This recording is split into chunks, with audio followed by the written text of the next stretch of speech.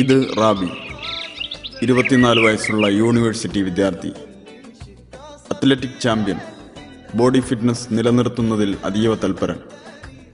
കൂട്ടുകാരോടൊത്ത് രസം പറഞ്ഞിരിക്കാൻ ഇഷ്ടപ്പെടുന്ന റാബി രാവിലെയുള്ള ജോഗിങ്ങും മറ്റും നന്നായി ആസ്വദിക്കുന്നു. അതെ, റാബി തന്നെ അത്യധികം ഇഷ്ടപ്പെട്ടു. റാബി ഒരു മുസ്ലിമാണ്. നമസ്കാരത്തിൽ കൃത്യനിഷ്ഠ പുലർത്തുന്ന മുസ്ലിം. സൗഖ്യത്തിനും കാരുണ്യത്തിനും പാപമോചനത്തിനും വേണ്ടി റാബി എന്നും പ്രാർത്ഥിക്കാറുണ്ട്. അങ്ങനെയൊക്കെയാണെങ്കിലും റാബി അത്ര നല്ല മുസ്ലിമല്ല. മറ്റു ചില മുസ്ലിങ്ങളെ പോലെ റാബി തെറ്റുകൾ ചെയ്യുമായിരുന്നു. ഒരിക്കലും ചെയ്യാൻ പാടില്ലാത്ത ചില തെറ്റുകൾ അക്കൂട്ടത്തിലുണ്ട്. ദീനിന് നിരക്കാത്ത കാര്യങ്ങളാണ് അവൻ ചെയ്യുന്നത്.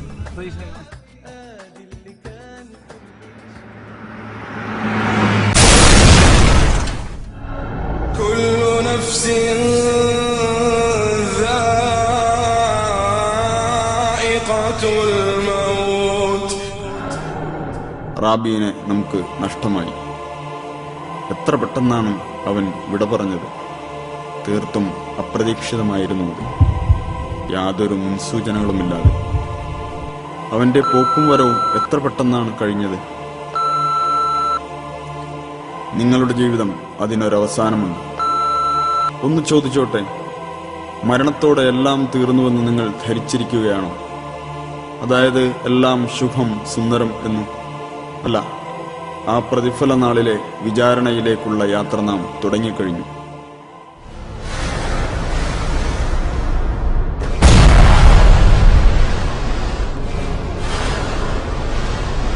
ആസ്വദിക്കാൻ ജീവിതം ഒന്നേയുള്ളൂ എന്ന് ചിലർ പറയാറുണ്ട്. പക്ഷേ അപ്പറഞ്ഞതിന്റെ യാഥാർത്ഥ്യം എന്താണ്? നാം വിചാരിക്കുന്ന പോലെ കാര്യങ്ങൾ അങ്ങനെയങ്ങ് തീരില്ലല്ലോ. റാബി ചെയ്തു കൂട്ടിയ സംഗതികൾ വരാനിരിക്കുന്ന പ്രതിഫല നാളിലെ അവന്റെ വിധിയെ നിശ്ചയിച്ചു കഴിഞ്ഞു. തിരിച്ചു പോകാൻ കഴിഞ്ഞെങ്കിലെന്ന് അവൻ കുതിച്ചു.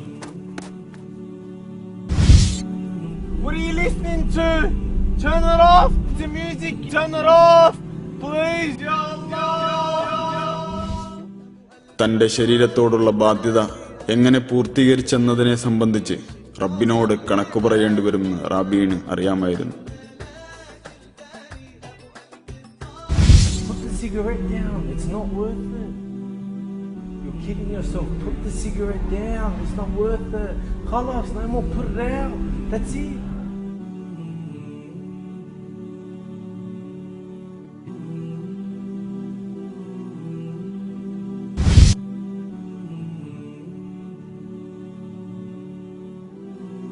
തന്റെ മരണത്തിന് ശേഷം പ്രയോജനപ്പെടുന്ന പ്രവർത്തനങ്ങളിൽ കൂടുതൽ സമയവും മുഴുകാൻ താൻ താല്പര്യം കാട്ടേണ്ടതായിരുന്നു.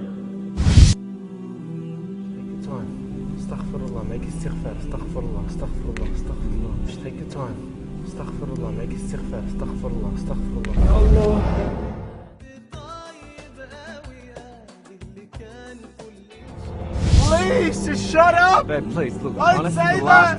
Don't worry about her parents! Don't meet up! You're gonna die! Stop being stupid! Don't meet up! You're gonna die! Stop being stupid! Don't let Shaitan get to you! Look, your parents are born. Just shut up!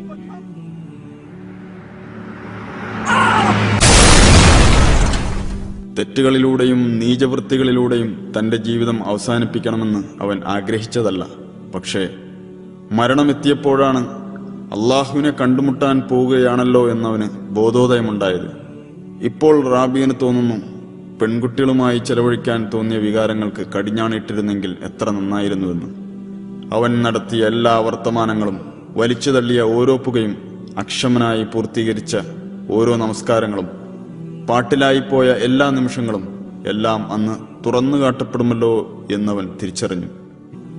റാബിയുടെ കാര്യങ്ങൾ ഇവിടെ അവസാനിക്കുകയായിരുന്നില്ല, മറിച്ച് ആരംഭിക്കുകയായിരുന്നു.